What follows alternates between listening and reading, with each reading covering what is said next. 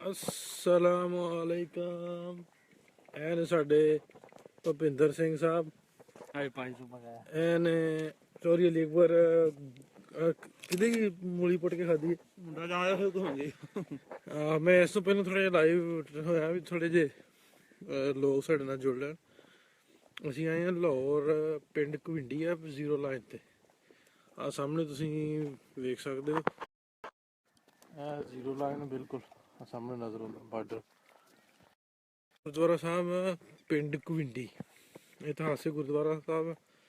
ਇੱਥੇ ਬਾਬਾ ਜੀ ਸਰਕਾਰ ਵੀ ਆਏ ਤੇ ਉਸ ਤੋਂ ਬਾਅਦ ਜਿਹੜੀ ਕਿ ਮੈਂ ਹਿਸਟਰੀ ਪੜ੍ਹੀ ਆ, ਗਲਤੀ ਕੁਤਾਈ ਮਾਫ ਜੇ ਕੋਈ ਗਲਤ ਕਹਿ ਦਾਂ, ਇਹ ਗੁਰੂ ਹਰਗੋਬਿੰਦ ਸਾਹਿਬ 6ਵੀਂ ਪਾਤਸ਼ਾਹੀ ਉਹ ਵੀ ਇਸ ਜਗ੍ਹਾ ਤੇ ਜਿਹੜੇ ਨਾ ਤਸ਼ਰੀਫ ਲੈ ਕੇ ਆਏ ਸੀ। ਅਸੀਂ ਅੱਜ ਆਏ ਹਾਂ ਇਸ ਬਿਲਡਿੰਗ ਨੂੰ, ਇਸ ਜਗ੍ਹਾ ਨੂੰ ਕਵਰ ਕਰਨ ਵਾਸਤੇ।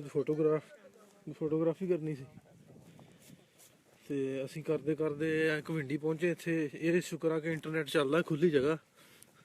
ਮੈਂ ਕਿਹਾ ਚਲੋ ਇਹਦਾ ਫਾਇਦਾ ਚੁੱਕਿਆ ਜਾਵੇ, ਇਹਦੀ ਲਾਈਵ ਵੀਡੀਓ ਬਣਾ ਦਿੰਦੇ ਹਾਂ। ਕੈਮਰਾਮੈਨ ਸਾਹਿਬ ਏਡੀ ਨਟ ਸਾਹਿਬ ਨਾਲ ਨੇ। ਤੇ ਇਹ ਸਾਹਮਣੇ ਤੁਹਾਨੂੰ ਨਜ਼ਰ ਆਏਗਾ ਗੁਰਦੁਆਰਾ ਸਾਹਿਬ 6ਵੀਂ ਪਾਤਸ਼ਾਹੀ, ਗੁਰਦੁਆਰਾ ਘਵਿੰਡੀ ਸਾਹਿਬ, ਡਿਸਟ੍ਰਿਕਟ ਲਾਹੌਰ, ਪਿੰਡ ਘਵਿੰਡੀ। ਇਹ ਜਦੋਂ ਅਸੀਂ ਲਾਹੌਰੋਂ ਨਿਕਲਦੇ ਹਾਂ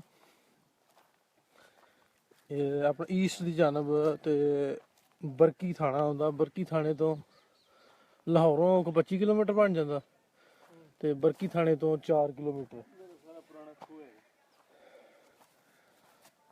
ਆਹ ਤੁਹਾਨੂੰ ਸਾਰਿਆਂ ਨੂੰ ਪਹਿਲਾਂ ਵਿਖਾਉਂਦੇ ਜੀ, ਆ ਖੂਹ ਆ ਜਿਹੜਾ ਉਦੋਂ ਬਣਾਇਆ ਗਿਆ ਸੀ, ਹੁਣ ਤਕਰੀਬਨ ਖਤਮ ਹੀ ਹੋਇਆ।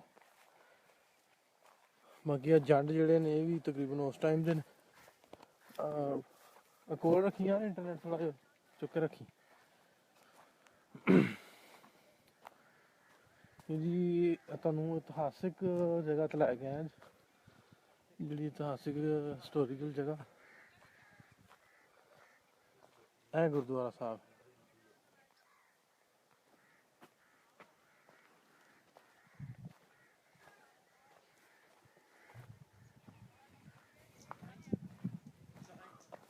ਉਹਨੂੰ ਫੜਾ, ਇੰਟਰਨੈਟ ਤਸਵੀਰਾਂ ਲੈ ਲਈ।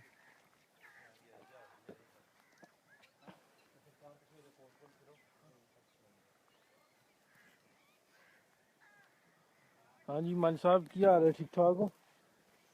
ਇਹ ਅਸੀਂ ਮਾਨ ਸਾਹਿਬ ਹੁਣ ਟੂਰ ਰੱਖਿਆ ਜੀ ਹਫਤੇ ਦੀ ਹਫਤੇ। ਛੁੱਟੀ ਵਾਲੇ ਦਿਨ ਅਸੀਂ ਨਿਕਲਦੇ ਹਾਂ, ਜਰਾ ਬਿਲਡਿੰਗ ਵਗੈਰਾ ਜਿਹੜੀਆਂ ਕਵਰ ਕਰ ਲਈਆਂ। ਇਹ ਸਾਨੂੰ ਤਕਰੀਬਨ ਕੋਈ 1.5 ਕਿਲੋਮੀਟਰ ਨਾ ਪੈਦਲ ਚੱਲ ਕੇ ਆਉਣਾ ਪਿਆ, ਕਿਉਂਕਿ ਅੱਗੇ ਰਸਤਾ ਜਿਹੜਾ ਨਾ ਨਹੀਂ ਸੀ ਹੈ। ਆ ਬਿਲਕੁਲ ਜਿਹੜਾ 0 ਪੁਆਇੰਟ ਆ ਜਾਂਦਾ ਨਾ ਬਾਰਡਰ, ਜਿਹੜਾ ਆ ਚੌਕੀਆਂ ਸਾਹਮਣੇ ਤੁਹਾਨੂੰ ਜਿਹੜਾ ਨਾ ਨਜ਼ਰ ਆ ਰਿਹਾ, ਇਹ ਆ ਮੈਂ ਵਿਖਾਉਂਦਾ ਤੁਹਾਨੂੰ। ਇਹ ਜਿਹੜੀ ਆ ਦਫਾ ਆ, ਇਹ ਪਰਲੀ ਸਾਈਡ ਤੇ ਇੰਡੀਆ ਤੇ ਇੱਧਰ ਅਸੀਂ, ਉਧਰਲਾ ਪੰਜਾਬ ਤੇ ਇੱਧਰਲਾ ਪੰਜਾਬ। ਬਿਲਕੁਲ ਕਹਿ ਲਓ ਤੁਸੀਂ ਕਿ ਇੱਥੋਂ ਮੈਂ ਆਵਾਜ਼ ਮਾਰਾਂ ਕਿ ਦੂਜੇ ਪਾਸੇ ਜਾਏਗੀ। ਇਹ ਉਹ ਦਫਾ ਦੇ ਉੱਤੇ ਗੁਰਦੁਆਰਾ ਸਾਹਿਬ। ਇੰਟਰਨੈਟ ਕੋਲ ਰੱਖਿਓ ਵੀਰੇ।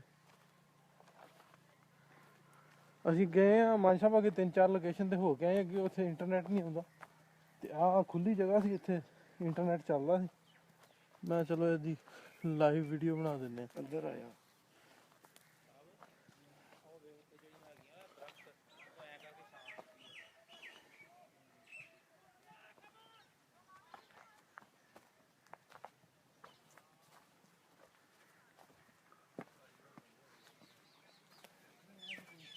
ਪਿੰਦਰ, ਤਸਵੀਰ ਤੇ ਬਣਾ ਦੇ।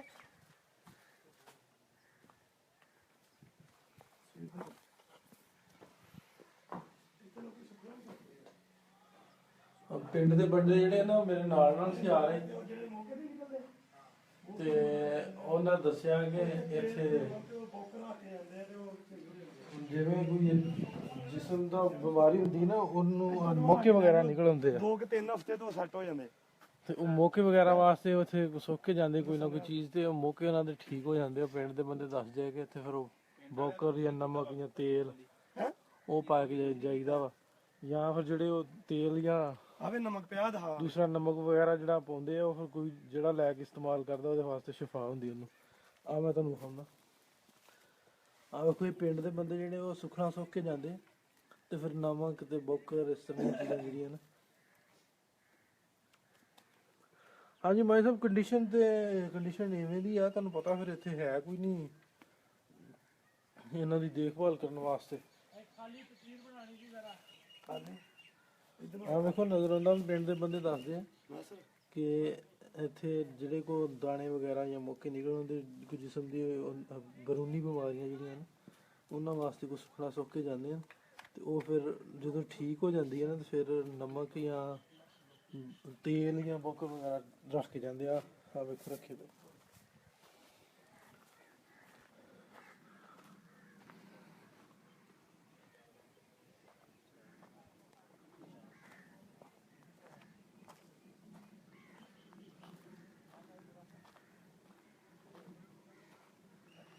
ਅੱਜ ਦੋ ਬੰਦੇ ਅਸੀਂ ਬਹੁਤ ਜ਼ਬਰਦਸਤੀ ਲੈ ਕੇ ਆਏ ਆ। ਆ ਮੇਰਾ ਭਰਾ ਚੋਰੀ ਅਲੀ ਅਕਬਰ, ਇਹ ਥਾਣੇ ਦੀ ਜਾਨ ਨਹੀਂ ਛੱਡਦਾ, ਇਹਨੂੰ ਜ਼ਬਰਦਸਤੀ ਥਾਣੇ ਖਿੱਚ ਕੇ ਲਿਆਂਦਾ ਦੋਵਾਂ ਬੰਦਿਆਂ ਨੂੰ। ਇਹ ਮੁਨਸ਼ੀ ਸਾਹਿਬ ਨੇ ਜੀ ਥਾਣੇ ਗੁਲਾਮ ਮੁਹੰਮਦਾਬਾਦ ਫੈਸਲਾਬਾਦ ਦੇ ਦੋਵੇਂ। ਇਹ ਜ਼ਬਰਦਸਤੀ ਲੈ ਕੇ ਆਏ ਪੁਲਿਸ, ਪੰਜਾਬ ਪੁਲਿਸ ਨੂੰ ਆਪਣੇ ਨਾਲ ਟੂਰ ਤੇ।